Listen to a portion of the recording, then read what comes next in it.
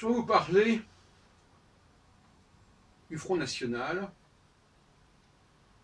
et des discours tenus par Marine Le Pen et sa nièce Marion Maréchal Le Pen, notamment dans le débat qu'on peut voir sur Internet et qui se sont déroulés sur des chaînes de télévision ou des radios, puisque maintenant on filme beaucoup ce qui se passe dans les radios. Je crois que ce n'est pas du tout par hasard que nous avons ces deux femmes qui sont si présentes dans les médias et qui incarnent, qui sont les championnes du FN. Et je crois que mon regard sur la question du féminin peut constituer une antidote au danger, au péril représenté par le Front National. Mais pour cela, il faut évidemment désamorcer un certain nombre de tabous sur ce qu'on a le droit de dire ou de ne pas dire sur les femmes et toutes les accusations de misogynie qui peuvent en découler. Il importe aussi de réfléchir conjointement à tout ce qui est inhérent au peuple. En latin, c'est le mot, c'est la racine vulgus, qui est donné vulgaire, vulgarisation, vulgum pecus. Il y a même le mot populaire peut avoir connotation péjorative. Et il y a un rapport entre le féminin et le peuple. Et ce n'est pas par hasard que ces femmes, les FN, souvent se réfèrent au peuple. Elles sont les tribuns, les tribuns, si on ne peut pas dire les tribunes, les tribuns du peuple. Donc c'est cette constellation femme-peuple, en allemand Volk, ça nous renvoie à certaines choses que l'on connaît, qui vont occuper notre causerie de ce jour. Il faut savoir aussi reconnaître l'existence de clivages socio-culturels qui font que les valeurs d'un groupe ne sont pas celles d'un autre groupe. Et il y a un adage qui dit « on n'est pas un grand homme pour son valet de chambre ». Et de fait, quand il y a des situations de mixité, de promiscuité, on voit des réflexions désobligeantes de la part de personnes relativement simples qui n'hésitent pas à prendre à partie des personnes d'un autre niveau en se référant à des points qui leur paraissent importants à elles et qui ne le sont véritablement pas pour d'autres groupes. Chacun fait les réflexions qu'il peut à son niveau.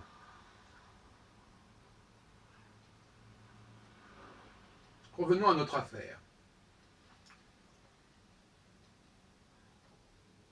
Je propose la grille suivante, car ces questions-là exigent d'utiliser des grilles, d'élaborer des grilles. On ne peut pas se fonder sur des automatismes ancestraux, sur des poncifs, sur des lieux communs. Il faut aller un peu plus loin que cela.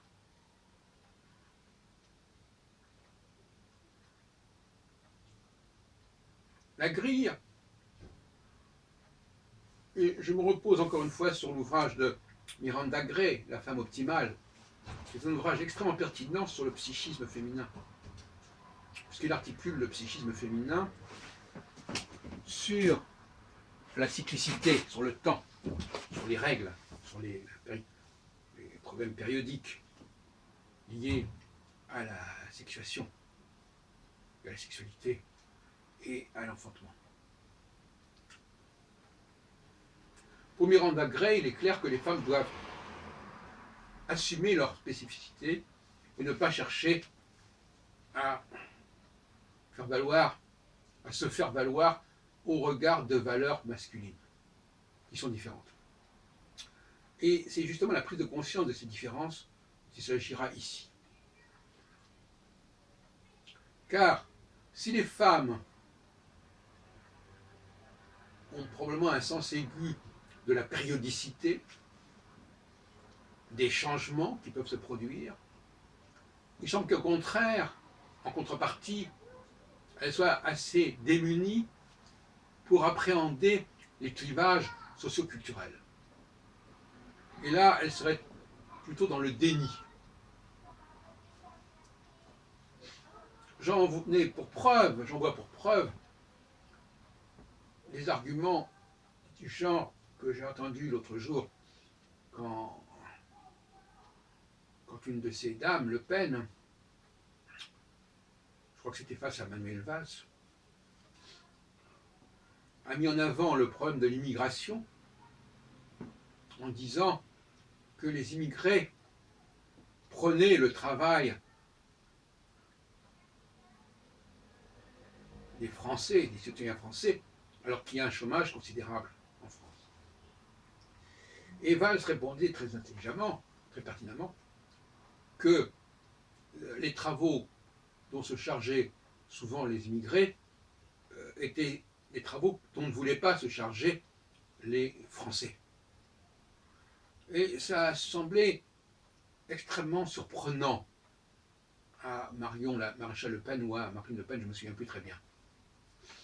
Pourquoi cette surprise? Autre exemple, cette fois-ci je crois que c'était face à Alain Juppé. Marion maréchal Le Pen disant à un moment donné, mais quand quelqu'un arrive en France et qu'il veut être français, il doit abandonner ses références culturelles. Il doit s'intégrer dans le moule français. Dans les deux exemples que nous voyons ici, il y a une méconnaissance de ce que j'ai appelé les clivages socioculturels et la pesanteur de ces clivages. Ces femmes sont dans le déni de cette pesanteur. Alors que les hommes, que ce soit Alain Juppé ou Manuel Valls et bien d'autres, sentent instinctivement qu'on ne peut pas faire fi de ces pesanteurs, qu'il faut les respecter, on ne peut pas les nier. Alors, ceci étant tracé, écrit, qu'en conclure? Eh bien, tout simplement que les femmes ne perçoivent pas ou ne veulent pas percevoir les clivages, les innombrables clivages qui existent au sein de notre civilisation, ou du moins qu'elles veulent considérablement les minimiser et les relativiser. Ce qui conduit tout de même à une certaine forme de totalitarisme, sans donner à ce nom trop de connotations. Mais je veux dire par là l'idée que tout le monde peut s'adapter. Il y a une confiance chez ces dames dans la flexibilité du psychisme humain qui lui permettrait de s'intégrer, de s'assimiler et d'effectuer les tâches qu'on lui demande, quelles qu'elles soient. D'où ce refus de dire oui, il y aurait des tâches que les Français ne voudraient pas accomplir et que les immigrés seraient disposés à accomplir. Ça, c'est quelque chose qui est impensable, inaudible pour ces dames. Et pourtant, Valls, qui parle vrai, n'a pas tort en disant ça. nous ne sommes pas des bonnes à tout faire, corvéables à merci, que l'on peut placer à n'importe quel endroit, du moment que les gens seraient payés décemment, on pourrait leur demander de faire n'importe quoi et d'exécuter n'importe quelle tâche. Les choses ne sont pas si simples que cela. Mais cette simplification que veulent imposer les dirigeants du Front National correspond à quelque chose d'extrêmement profond, en fait, et qui est révélateur du psychisme féminin en général. La preuve en est, d'ailleurs, si on peut dire, le processus même de l'exogamie, qui, qu'on le veuille ou non, est un phénomène d'immigration ou d'émigration, et qui a montré à maintes reprises l'adaptabilité des femmes à s'intégrer dans un nouveau milieu, avec une nouvelle identité, un nouveau nom, puisque la tradition a voulu pendant des siècles que les femmes prennent le nom de leur époux et de la famille de leur époux. Et on est dans le même type de pensée avec ces dames Le Pen. Ce qu'elles disent n'est pas faux pour les femmes, mais c'est faux pour les hommes. Et les hommes ayant un certain pouvoir sur les femmes, ça ne simplifie pas les choses. Rappelons tout de même que même la droite, lorsqu'il y a eu des élections primaires à droite, ces derniers temps, la seule femme, Nathalie Kosciusko-Morizet, n'a obtenu que 2,5% des voix aux primaires. C'est-à-dire bien moins que le pourcentage des femmes qui ont participé à ces primaires. Ça montre bien que les femmes ne votent pas forcément pour les femmes. Et elles ont raison, pour certaines mesures. Je veux dire par là que il était important pour moi, en tant que politologue, si on veut bien m'accorder cette dimension, qui n'est pas du tout exhaustive d'autres activités, pour moi, ces dames véhiculent des valeurs dont elles n'ont pas conscience, des valeurs de flexibilité et accessoirement des valeurs de cyclicité, c'est-à-dire l'idée que avec le changement, il faut changer. Et changer, ça veut dire qu'il n'y a pas de constante. D'ailleurs, elle le dit très bien, mais Irène Agré, il n'y a pas de constante psychologique. À la page 2 de son livre.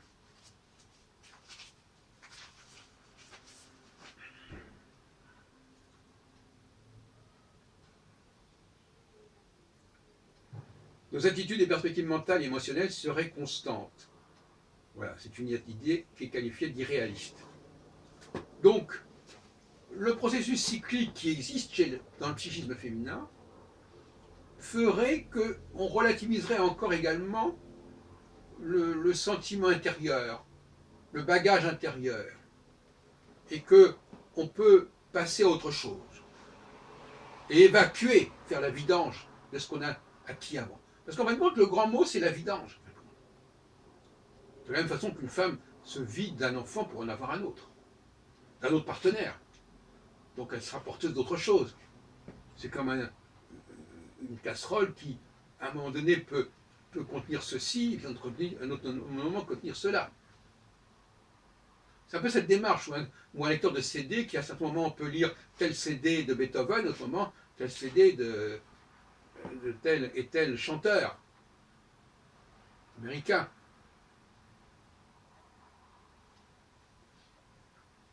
C'est un peu cette philosophie. Et il faut la faire apparaître, cette philosophie. Il faut la signaler, il faut la dénoncer. En tout cas, il faut la désigner, il faut la décrire. Alors, j'espère que le message est passé. On ne peut pas. Il y a là un vrai problème. Le Front National actuellement tient un discours qui fait résonance pour les femmes. Même si ça n'est pas dit clairement, le Front National ne se représente pas comme le parti des femmes. Mais quelque part, il incarne ces valeurs-là. Et si l'on veut, et ça explique pourquoi, quelque part aussi, il y a un tel clivage qui là aussi ne s'explique pas, ne se justifie pas, parce qu'il n'y a pas les mots pour le dire, entre l'extrême droite, soi-disant, et la droite républicaine, entre le cas de Mme Kosciusko-Morizet, très minoritaire en tant que femme dans le monde de la droite républicaine, et ces femmes, Marion Le Pen, Maréchal Le Pen et Marine Le Pen, qui monopolisent plus ou moins le discours de leur parti, qui est également de droite. Donc le clivage au sein de la droite, c'est un clivage masculin-féminin, en réalité. Mais en réalité, comme elles disent elles-mêmes, c'est l'UMP-S.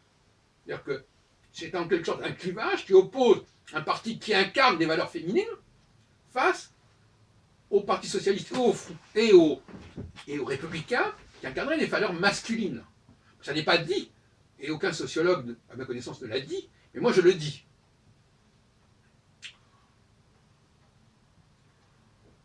Revenons à la question du peuple. Donc ce peuple qu'elle représente, auquel elle se réfère, où elle cherche leur légitimité, ce peuple, c'est un peuple anonyme en quelque sorte. Et c'est-à-dire c'est un peuple au fond qui n'a pas de véritable substance. Ce sont des visages anonymes, inconnus, qu'on peut instrumentaliser, donc qui n'ont pas de contenu précis. Donc voyez-vous, la notion de peuple, c'est quelque chose, c'est une sorte de coquille vide au fond, qu'on peut remplir comme tout à l'heure comme on dit, comme des ustensiles, comme des réceptacles, comme des bouteilles qu'on peut remplir comme on voudra, comme des signifiants qu'on peut remplir avec n'importe quel signifié. Donc là aussi, dans cette notion de peuple, il y a quelque chose d'extrêmement féminin, en fin de compte. Et le peuple, c'est effectivement le bas peuple, c'est-à-dire que c'est la partie inférieure de la société. D'ailleurs, même dans le discours nazi, il y a Volk et ein Volk, ein Reich, ein Führer. Donc la direction, aussi bien d'ailleurs c'est vrai aussi chez les communistes, l'opposition entre l'élite, l'avant-garde, pionnier, et puis le peuple. Et à certains moments, ce peuple, et là nous renvoyons à des preuves de cyclicité dont je ne voudrais pas vous fatiguer pour l'instant, mais dont j'ai parlé à d'autres reprises, ce peuple, il va peser d'un certain poids sur la vie politique. Il va faire entendre sa voix, on l'a vu pour le Brexit, on l'a vu pour Trump, mais ça ne va pas durer. Il y a un processus cyclique binaire qui fait qu'à certains moments, le peuple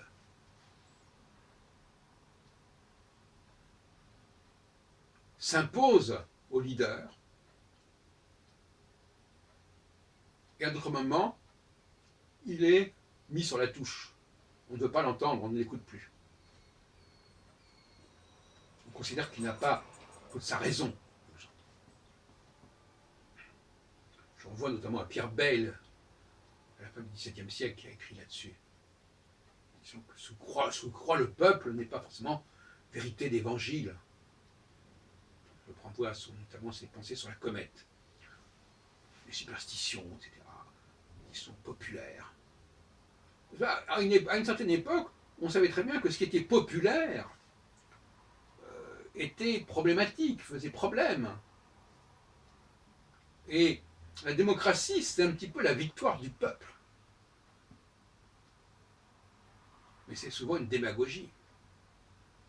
Avant l'instauration de la démocratie, le peuple n'était pas considéré comme une référence.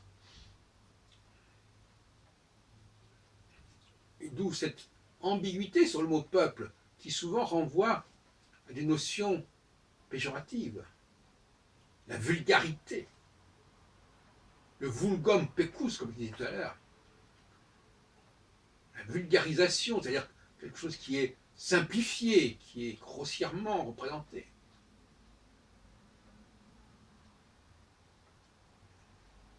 J'en tiendrai là, pour l'instant.